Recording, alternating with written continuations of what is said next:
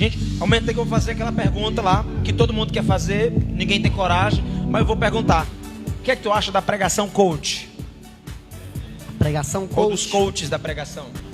O evangelho, ele é que nem uma cirurgia, né? O evangelho, ele age no ser humano como uma cirurgia. Um médico, ele faz uma cirurgia. Antes dele tratar, antes dele curar o médico, numa cirurgia, antes dele curar o paciente, ele vai fazer o que na cirurgia? Ele vai cortar, né? Então, o evangelho primeiro ele fere. O evangelho primeiro ele corta. O evangelho primeiro ele deixa a pessoa numa situação assim Fica terrível. com o microfone aí, viu? Qualquer coisa tu vai aí dando glória aí. Né? Ele deixa a pessoa numa situação sem esperança, né? Depois ele vai dar esperança, né? Depois ele vai dar esperança. Então o evangelho ele é primeiro uma má notícia e depois ele vem e dá uma boa notícia, né?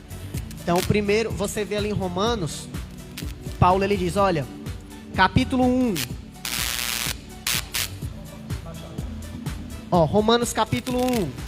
Todos estão sem esperança, né? Os gentios não têm Deus, os gentios não têm salvação da sua boca, né? Então ele destrói. Capítulo 2, os judeus também. Capítulo 3, toda a humanidade. Aí depois ele apresenta o evangelho. Mas Deus, sendo rico em misericórdia, pelo seu grande amor com que nos amou, estando nós mortos em nossos delitos e pecados, nos deu vida, nos vivificou. Aí isso é Efésios, né? Romanos diz que a graça de Deus, Jesus Cristo derramou o seu sangue como propiciação pelos nossos pecados. Então primeiro, o evangelho ele traz uma má notícia. Qual é a má notícia? A situação do homem, né? O homem ele está numa situação terrível. Traz a realidade, né? A realidade. Depois de mostrar a realidade, ele vai mostrar uma saída. Só existe uma saída, que é um caminho, que é Jesus Cristo. Então, a pregação coach, ela inverte isso. Como assim? De que forma? Ela inverte. Ela diz que está tudo bem com você. Ela diz que Deus está alegre com você, que Deus quer o seu bem para você, que você é bom. O homem não é bom, né? O homem não é bom. A Bíblia diz que só existe um bom e é Deus, né? O homem não é bom. Então, a teologia coach, ela não mostra a realidade. Ela não mostra. Isso que eu acho. E o prejuízo? O quão danoso isso é para quem bebe dessa fonte ou dessas fontes, né? O prejuízo é que acaba que entra no corpo da igreja pessoas que não são crentes. Pessoas que não conhecem o evangelho, não sabem por que estão ali. Né? Você chega e fala, por que você está aqui? Ela não vai saber explicar. Então, a gente acaba que transforma a igreja numa clínica de psicólogos, né? Uma clínica de psicólogos. Mas o ser humano ele tem que entender qual é a fonte de todos os problemas dele. Problema financeiro, problema emocional, problema social, problema... todos os problemas. Qual é a fonte do problema do ser humano? É o pecado. E como se resolve o pecado? Tem que ir na raiz, né? É na raiz, exatamente. Tem que ir na causa do problema, não nos sintomas.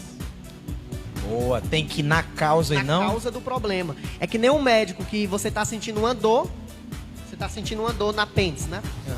Qual é a causa do problema? Lá, apêndice. O médico tem que cortar e fazer a cirurgia e tirar aquilo dali. Então quer dizer que tem muita gente que vai ficar dando o quê? O que é tratar os sintomas? É ficar dando dipirona, né? Então a teologia do coach, ela paliativo, fica dando dipirona, né? Paliativo, fica dando ali omeprazol, que se chama. Paracetamol, Paracetamol, né? Então, isso daí. É por isso que tem tanta gente doente, né, cara? Por essa razão, talvez essa seja uma das principais razões pela qual as pessoas não conseguem ter uma vida consolidada em Deus, das Escrituras.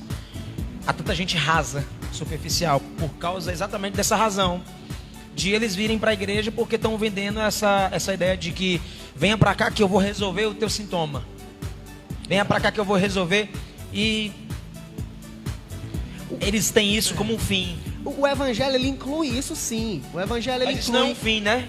O evangelho inclui vida abundante no espírito, né? O que mas é uma isso vida não abundante? é fim, né? Mas não é o fim. O fim é tratar o problema lá, o pecado. Raiz. É a comunhão com Deus.